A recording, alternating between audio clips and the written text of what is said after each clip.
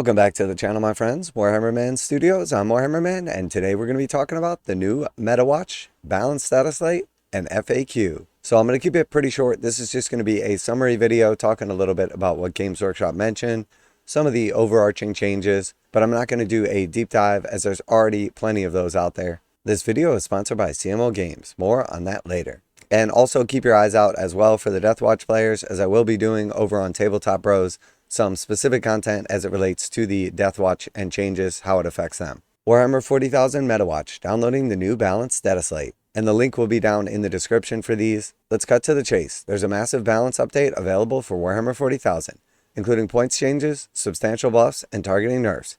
And you can download it right now. Alright, so we have the Balanced Dataslate, which is basically going to be the actual changes to like armies, army rules, and like the overarching rule set. And then we have the Munitorum Field Manual, which has the points changes. They're highlighted in green if they went down, they're in red if they went up. Keep in mind also at a glance, now they specify whether or not the up and down, the color, is based on the codex or the index. So if you're one of the 4 codexes that just came out, the points changes are relative to the actual codex points, not to the index points. So whatever's printed in the codex, it may appear like points went up or down, but that may not be the same as what was previously being used in the index. So a little bit complicated, but just to specify. While the old dial-up modem warms up, Josh and Kenny from the Warhammer 40,000 design team have recorded a very long and thorough video unpacking all the major changes, what's new, why they've been made, and what's to expect. So there is a Meta Watch video. It's about an hour long. I did watch it already. They addressed some of the changes, why they changed it, and overall what their goal was with this Balanced Dataslate and Munitorum Field Manual, and then also the FAQ. There are a number of points to highlight, including targeting changes to reduce the power of orcs and necron lists and to increase the effectiveness and point costs of Adeptus Mechanicus. There are additional changes to most other factions, not least the Dark Angels, plus new points values included for the likes of the Adeptus Sororitas and Genestealer cults, plus plenty more for the purposes of internal balance and encouraging list diversity.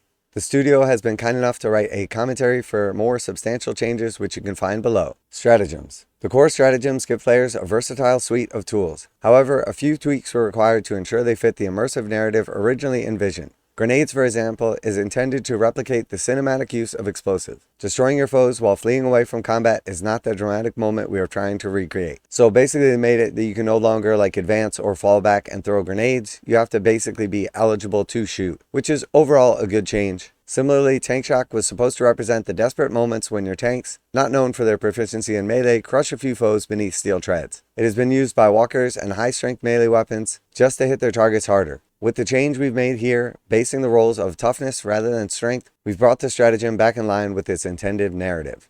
So overall, I think this is better because most of the tanks have a low strength, like for instance, like a Space Marine tank, like a Gladiator has only a strength of 6. So if you were charging in, tank shocking with that, you were rolling 6 dice, 8 if they had a lower toughness than you. Now you're using your toughness characteristic, which is 10, but you're not gaining a bonus if your toughness is higher than your opponent's toughness. So now instead of rolling either 6 dice or 8 if you had a higher strength, you're just rolling a flat 10 dice. So overall, most tanks like Imperial Guard tanks and stuff like that are going to hit harder. Things like Redemptor Dreadnoughts that have a extremely high strength but also a high toughness are going to be nerfed a little bit and do less tank shock damage because instead of using their strength 14 like Power Fist, they're just going to be using their toughness of 10. So I actually do like this change. I think it's overall better. Same with the grenade change as well, as it's much more intentional to like what they were going for. And it's not going to be exploited nearly as much for stuff that's like less thematic.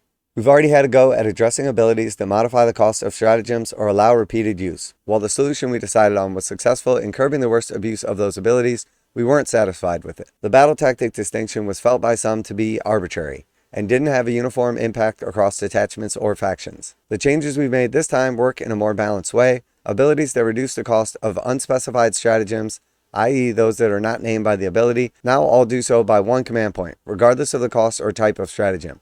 This means we've removed the distinction for battle tactics, and it now won't be a way to use an unspecified 2 command point stratagem for free. In most cases, you'll find your unit's abilities now work as you feel they should. We've made all abilities that increase the cost of stratagems work in the same way, and you'll now have to get a unit with this ability to within 12 inches of its target. We've done this because these abilities were being used in ways that didn't feel right, and in some cases were unduly punishing. Abilities that allow repeated use of stratagems have continued to have the disproportionate impact on the game, so we've decided to remove them, with the exception of those that specify the stratagems that can't be used. So basically what happened here is they removed the initial changes that they made to this. So now you can basically just reduce the cost of a stratagem by 1 command point, regardless of if it's a battle tactic. So if it was 1 command point, it's now free. If it was 2, it's 1. So this takes away the abuse of using like 2 command point stratagems for free. Also, things like the Captain or Chaos Lord ability can no longer allow you to use a stratagem more than once in a phase. So things like Armor of Contempt, you're not going to be able to duplicate in the same phase. Overall, I think this is a good change. The command point tax or like Vect ability now can't be used at distance. You have to be within 12, but it's going to cost all command points to go up by 1 if you try to use them within the specified range, which is great because they've removed the battle tactic restrictions as well. So now they're going to basically put out a bubble that's going to make all command points cost more, similar to what the Lion's ability is for the Dark Angels. Overall, I think these are good changes because some factions have like 5 battle tactics, other factions have only 1. The ability to duplicate multiple stratagems in a phase could be game breaking at moments. And I think overall making it more of a uniform ability is much better for the actual game and affects everyone evenly.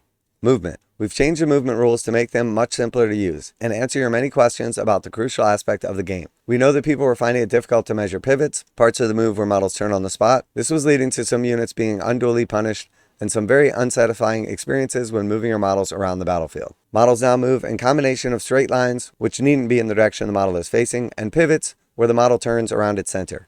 While moving in a straight line, a model can move through any space its base can move through, and for most models, pivots are now free. So you'll be able to move models in a way that feels and looks great.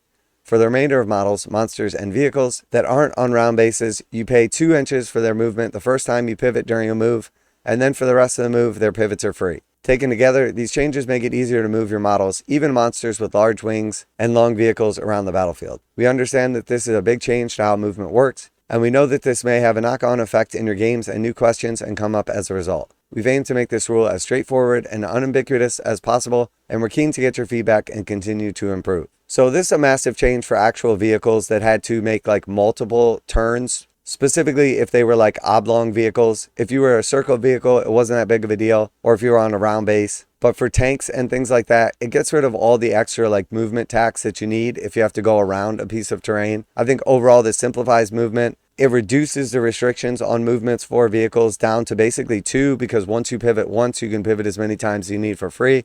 I think this is a great change. Now a quick message from today's sponsor. CMO Games has been selling Games Workshop products online for over 20 years. They carry the full line of Games Workshop products, including Warhammer 40,000, Age of Sigmar, Necromunda, Blood Bowl, paint tools, and more. Almost all Games Workshop products are priced at 15% off MSRP. CMO Games takes pre-orders for most Games Workshop products released at their earliest date possible. 12:01 a.m. on Saturday, they go live. Most of these pre-order products are also priced at 15% off MSRP. CMO Games offer free shipping in the US 48 with an order of $50 or more. Their customer service is top-notch and they ship most orders within 24 hours. Visit CMOGames.com using the affiliate link in the description and let them know that you heard about CMO Games from Warhammer Man. Now back to the video.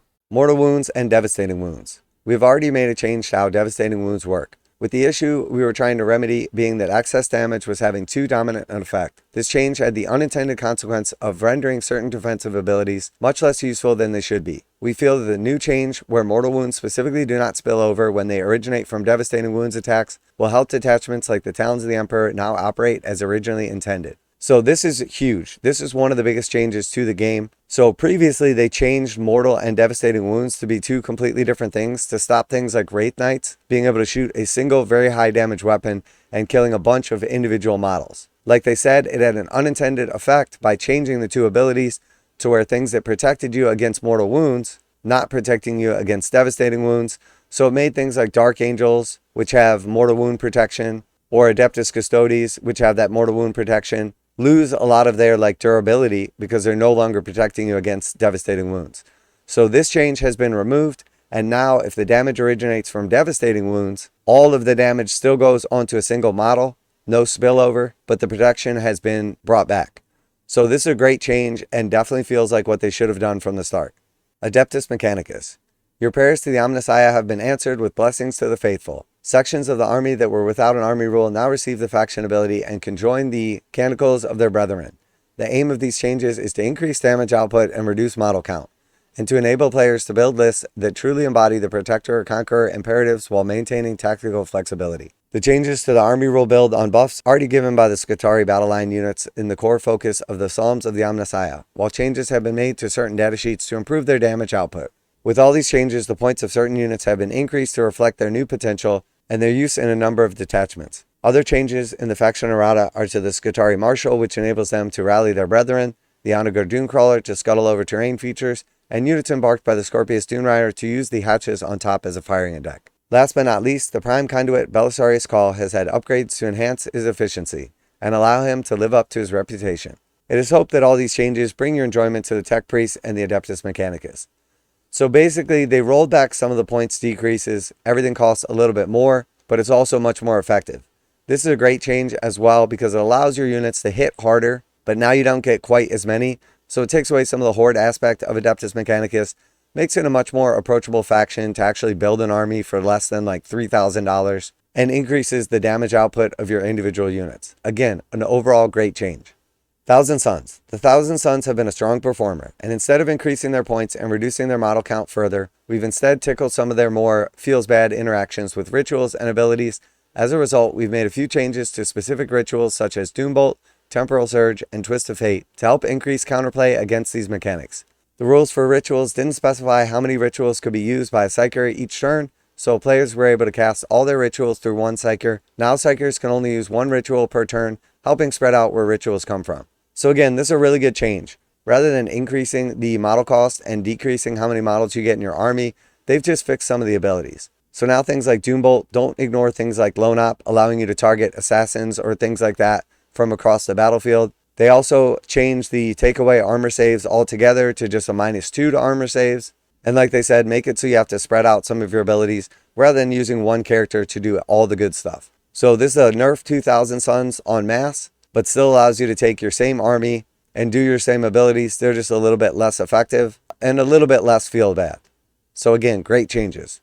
Dark Angels. We saw the players were not really taking the Inner Circle or Deathwing Knights due to their points cost and rules relationship to other similar models. As a result, we've improved their weapon profiles to bring them more in line with similar units. We've also applied some power improvements to both the Inner Circle Task Force and Unforgiven Detachment rules to help nudge them in the right direction, while we continue to look at them for the future. So again, Dark Angels actually got some massive buffs here by making their actual detachments much better, so you're not just incentivized to use them as like Iron Storm or one of the other generic detachments.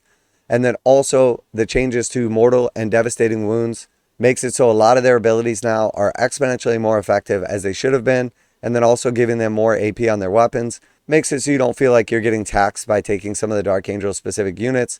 Again, great changes.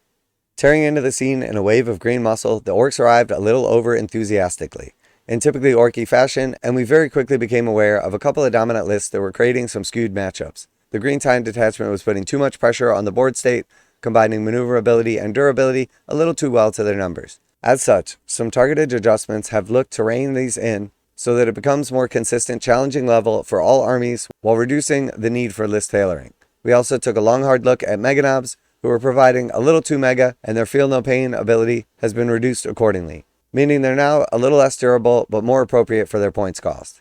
So again, I think this is great. They've addressed Green Tide, they've addressed Mega Knobs with points and also durability, and overall great changes.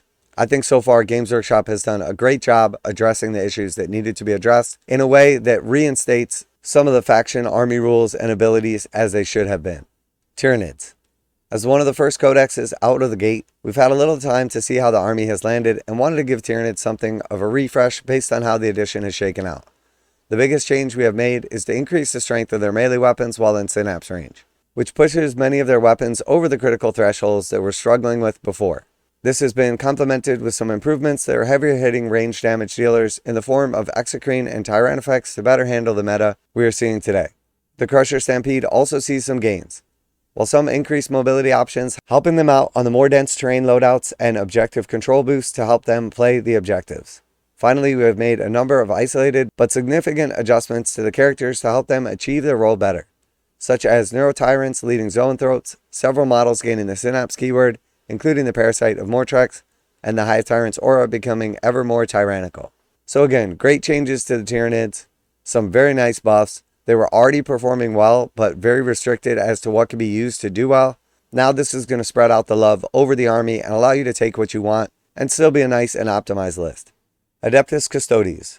While we feel the Adeptus Custodes are a faction that likely benefits the most from the change to Devastating Wounds and Mortal Wounds, There were a couple of extra opportunities we wanted to take the time to implement in order to give the Emperor's Chosen a bit of extra power. The martial mastery abilities described in the shield host detachment are both great abilities, but we felt restricting them both to one use only in hindsight is a bit too restrictive, with the results that the detachment ability applied for less than half the battle. We've changed it so now that the abilities can apply every turn. The Orruk Champions detachment is heavily themed around the characters of the Adeptus Custodes, but restricting the detachment rule to only apply to those individuals was perhaps too limiting. Opening the assemblage of Mighty Detachment rule to apply to the character units rather than models does not break the overall theme of the detachment, but it does help it keep up with the power of the Adeptus Custodes detachments. So again, great changes to the Custodes. They need a little nudge. The mortal wound / devastating wound is massive, but the overarching changes to the detachment rules and the way they function is also very good. Great changes overall. Chaos Demons. The Shadow of Chaos is a unique and engaging army rule that really defines your playstyle of the army, but it's also very tempo controlled, based heavily on the mission specifics such as the placement of the objectives. Given we were dealing with beings of pure warp energy, we wanted to open up their play experience a little and give the Chaos Demons players more agency and aggression in what they can do with their army. To this end, we updated both the army rule and the greater demons themselves to make them real linchpins for the army, simultaneously buffing nearby friendly units in the same Chaos God and allowing them to arrive from deep strike much closer. This makes the army noticeably less reactive, able to threaten and push into areas earlier than before, while giving the players more choice in how to approach each mission loadout. So nice buffs for Chaos Demons, very cool. Points and FAQs. We've also taken a large swing at tackling outside FAQs to help the community have one place to come for their answers about Warhammer 40,000.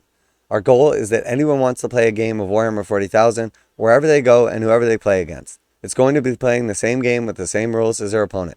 While answering questions, we've made some errata to help reduce the need of questions or remove them altogether. So the errata FAQ is now 33 pages. There is a lot there, a ton of changes. I've scanned through it, read most of the stuff, and overall it does look good.